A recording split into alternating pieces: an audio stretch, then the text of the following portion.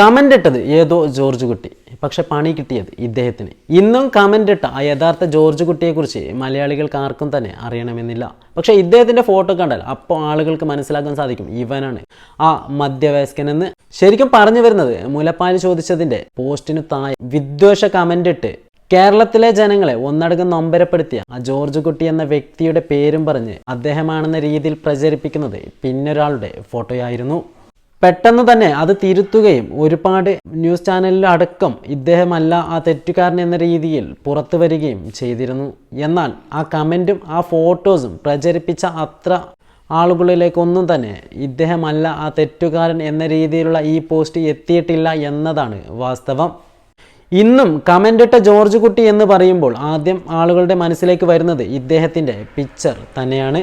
ഒരുപക്ഷെ ആ സമയങ്ങളിൽ ഇദ്ദേഹം അസുഖം കാരണം ഹോസ്പിറ്റലിലായതുകൊണ്ട് മാത്രമാണ് ഇദ്ദേഹത്തിന് തൻ്റെ ജീവൻ തന്നെ തിരിച്ചു കിട്ടിയത്. കാരണം അത്രയ്ക്കും പ്രകോപനപരമായിട്ടായിരുന്നു ഓരോ ജനങ്ങളും പ്രതികരിച്ചിരുന്നത്. തൻ്റെ വൈഫിനോടടക്കം ആളുകൾ വിളിച്ചു ചോദിക്കുകയും ചെയ്തിരുന്നു, നിന്റെ ഹസ്ബൻഡ് ചെയ്തത് തെറ്റല്ലേ എന്ന രീതിയിലുള്ള ഫോൺ കോളുകളൊക്കെയും തന്നെ അദ്ദേഹത്തിന് വന്നിരുന്നു. എല്ലാവരോടും തന്നെ മാറി മാറി പറയേണ്ടി വരുന്ന അവസ്ഥ, ആ തെറ്റുകാരൻ ഞാനല്ല എന്ന്, അതിനുള്ള ന്യായീകരണം പറയേണ്ടി വരുന്ന അവസ്ഥ.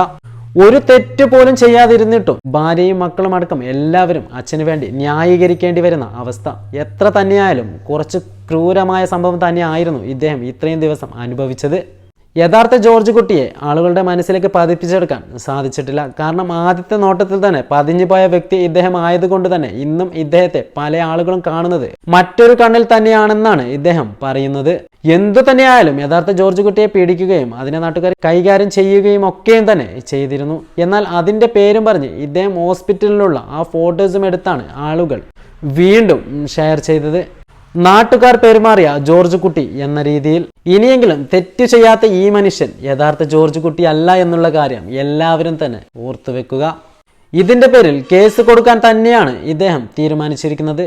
ചിലപ്പോൾ ആരോ മനഃപൂർവ്വം തൻ്റെ പിക്ചർ കൈമാറിയതാകാമെന്നും തന്നോടുള്ള പക മനഃപൂർവ്വം തീർത്തതാവാമെന്നും അദ്ദേഹം പറയുന്നു. അതോടൊപ്പം തന്നെ അദ്ദേഹം കൂട്ടിച്ചേർക്കുന്നുണ്ട്, എനിക്ക് ആരോടും ഒരു തരത്തിലുള്ള ദേഷ്യവും ഇല്ല, പക്ഷെ എന്നോട് ദേഷ്യമുള്ള ആരെങ്കിലും ഉണ്ടോ എന്ന് എനിക്കറിയുമില്ല.